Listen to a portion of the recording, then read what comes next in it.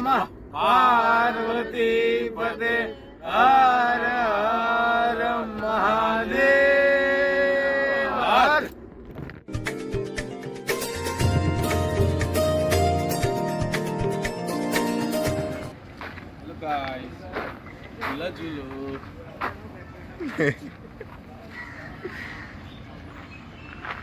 Exercise કરીએ છીએ exercise. નમસ્કાર, જય ભોળાનાથ મિત્રો. હું છું તમારો દોસ્ત કેવલ જોશી અને આજે અમે નીકળી ગયા છીએ નાસિકથી ત્રંબકેશ્વર જવા માટે. પપ્પા ગાડી ચલાવી રહ્યા છે, પાછળ બધા બેઠા છે, આરામ ફરમાવીએ છીએ. નાસિકમાં નાસ્તો પાણી કરીને અત્યારે વાગ્યા છે 10:30 સવારના અને અમે નીકળી ગયા છીએ નાસિકથી ત્રંબકેશ્વર જવા માટે. જય ભોળાનાથ. હર હર મહાદેવ હર.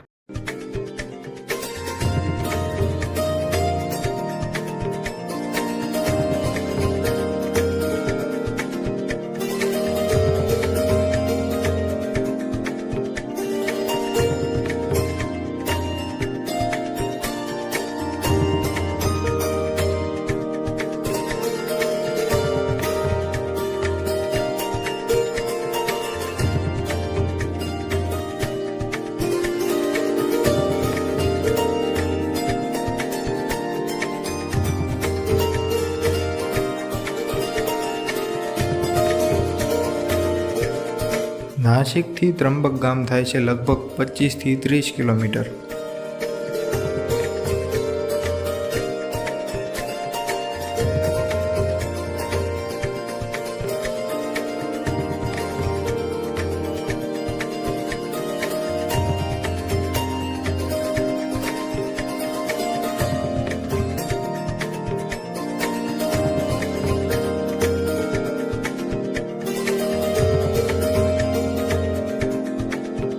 તો અમે પહોંચી ગયા હતા ગોદાવરી નદીના કિનારે આવેલા શ્રી ત્રંબકેશ્વર મહાદેવ મંદિરની બહાર અને ત્યાં હતી ખૂબ જ ભીડ કેમ કે આજે હતો સોમવાર.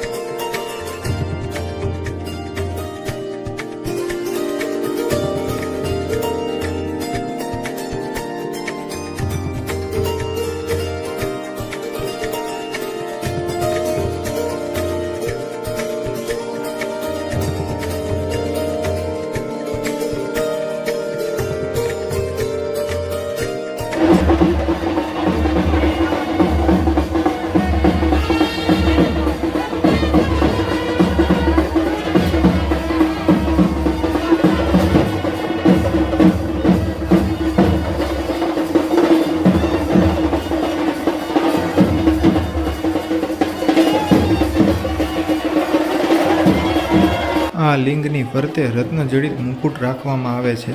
એવું કહેવાય છે કે આ મુકુટ પાંડવકાલીન છે, જેમાં હીરા, પન્ના જેવા કિંમતી રત્નો જડેલા છે.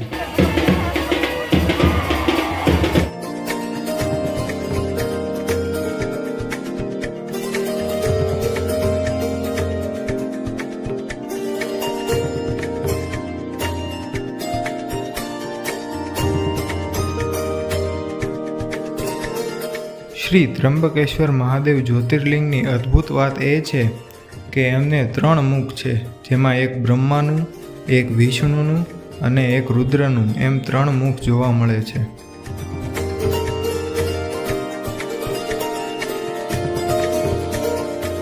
એક કથા અનુસાર પ્રાચીન કાળમાં ત્રંબક ગૌતમ ઋષિની તપોભૂમિ હતી. ગૌતમ ઋષિ પર લાગેલા ગૌ હત્યાના પાપમાંથી મુક્ત થવા માટે તેમણે કઠોર તપ કરીને ભગવાન શિવ પાસે ગંગાને અહીં અવતરિત કરવાનું વરદાન માગ્યું. ત્યારબાદ એવું કહેવાય છે કે ભગવાન શિવે અહીંના બ્રહ્મગીરી પર્વત પર પોતાની જટા ખોલી અને ગોદાવરી નદીનું અવતરણ થયું. ત્યારબાદ ગૌતમ ઋષિના ઘણા તપો પછી ભગવાન શિવે અહીં બિરાજમાન થવાનું સ્વીકાર્યું. 3 નેત્રોવાળા શિવના વિરાજમાન થવાને કારણે આ જગ્યાનું નામ ત્રંબક એવું રાખવામાં આવ્યું.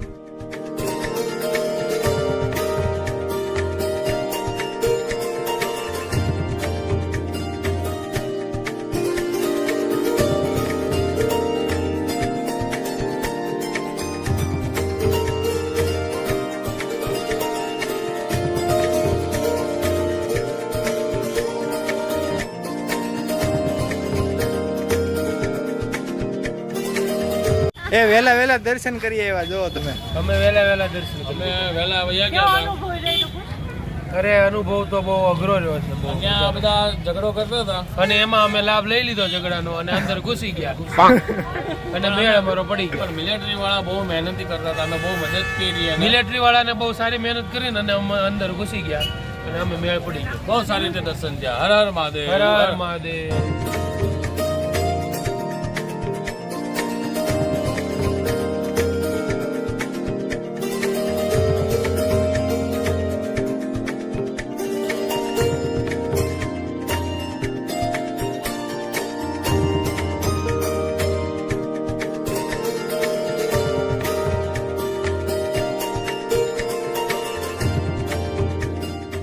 તો ત્રંબકેશ્વર દર્શન કરીને અમે સીધા જ રવાના થયા હતા સુરત જવા માટે.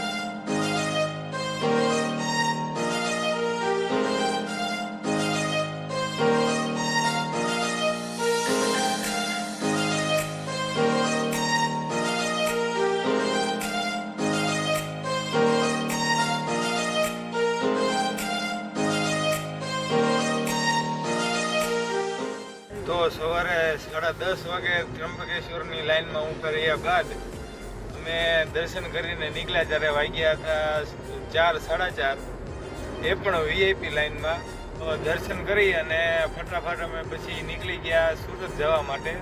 અત્યારે જઈ રહ્યા છીએ સુરત. ત્રંબકેશ્વરમાં હતું બહુ ટ્રાફિક, કારણ કે આજે તો સોમવાર અને બધા બેસી ગયા છે પાછળ. આપણી સાથે છે પ્રણવ પુરોહિત, એટલે કે અમારા બનુ કાકા. શું કહેશો? બસ બહુ મજા આવી. ત્રંબકેશ્વર की મસ્ત ઠંડુ વાતાવરણ હતું. ટ્રાફિક હતી, આજે સોમવાર હતું એટલે, પણ તમે આડા દિવસે જશો તો ઓછું ટ્રાફિક હશે. પાર્વતી પતે હર હર મહાદેવ હર.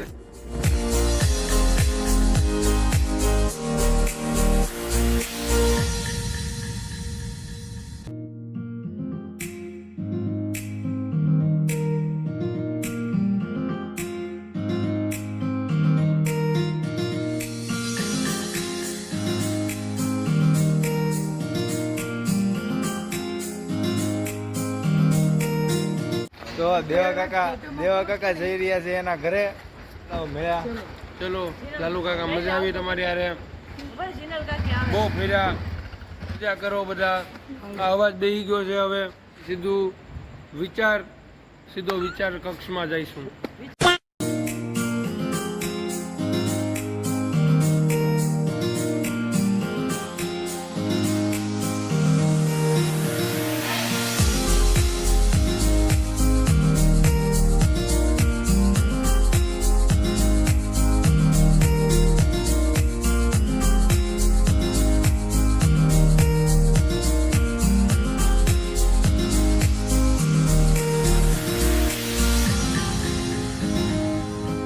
તો આજ માટે આટલું જ છે. ફરી મળીશું એક નવી જગ્યા સાથે, નવી જર્ની સાથે અને નવા વ્લોગ્સ સાથે.